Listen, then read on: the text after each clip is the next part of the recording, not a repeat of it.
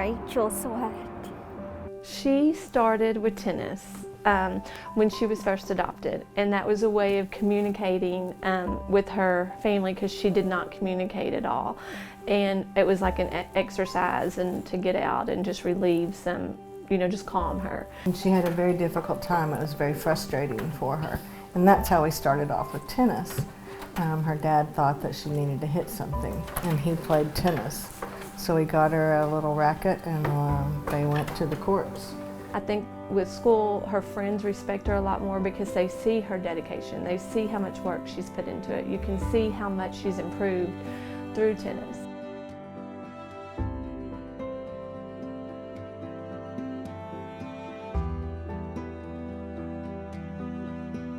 She is truly an autistic child, but what I love about it is it's black and white. There's no gray in the middle. So autism, which has recently been recategorized as autism spectrum disorder, is a neurodevelopmental disorder, meaning it involves abnormalities in brain development. It involves 3 primary abnormal areas of functioning that includes problems with social interaction, problems with language, and that includes both expressive and receptive language, and the performance of what we call stereotypical or repetitive type behaviors. What does autism mean? Number one, it means that you were made special by God. God made me special. And what else? You were made perfect by God for your mom and dad. Yeah. You are special. And I am loved. And you are, sometimes you're smarter than other people, so what do you Yes, I am. Sometimes I'm smarter than other people. And so what do you have to do? Have to help them. Those are the 3 things that we told her that autism meant.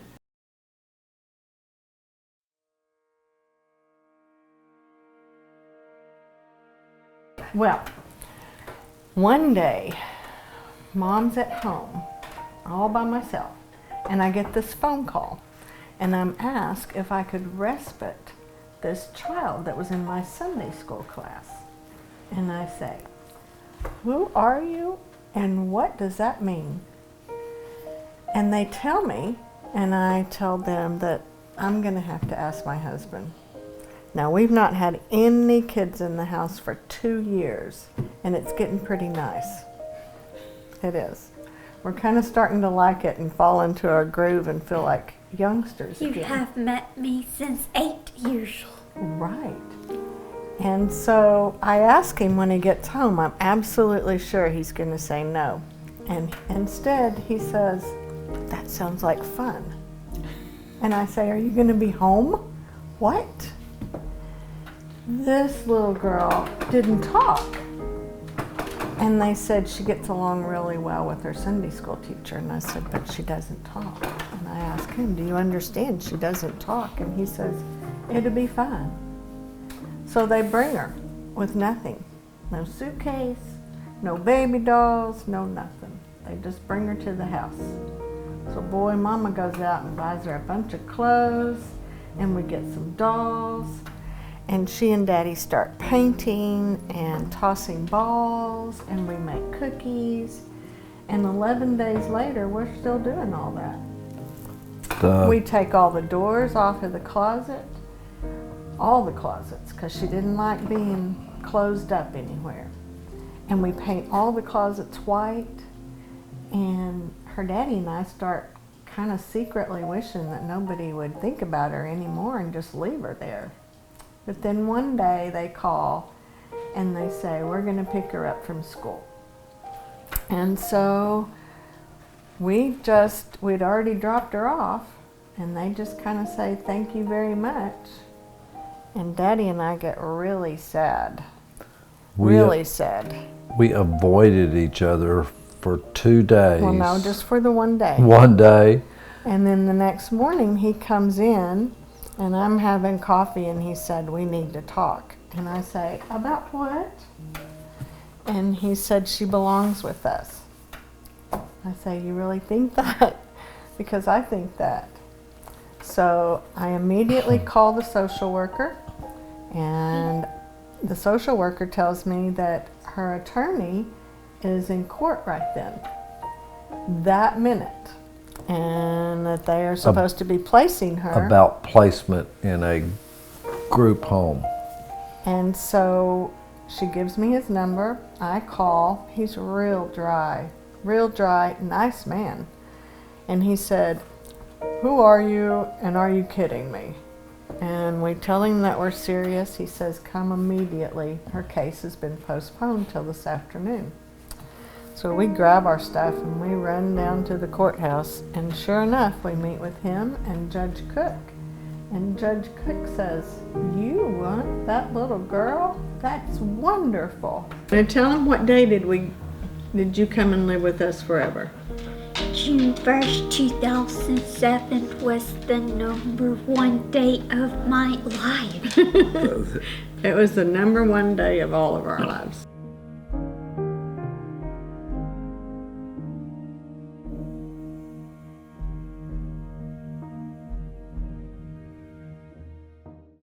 And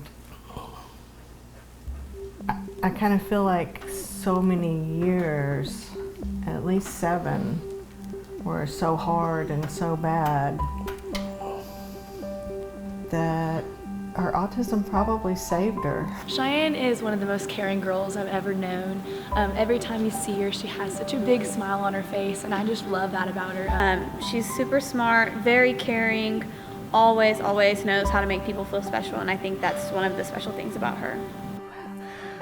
I met her at a very low point in my life when I felt like I was just ugly, and she walked in and looked at me with her big smile and told me I was beautiful and that I was so pretty. And I'm gonna cry thinking about it. And I mean, every day she has told me that, and she is such an inspiration that she has changed my world to see life in a different set of eyes. And it's been the most rewarding, besides raising my kids, and is to be with her, because I mean, she's such a blessing. When I met Cheyanne, there were no heartstrings pulled at church. And then when she came to our house to stay with us, I realized that she really did belong to us. And we needed to stay together. Forever. Forever, that's right.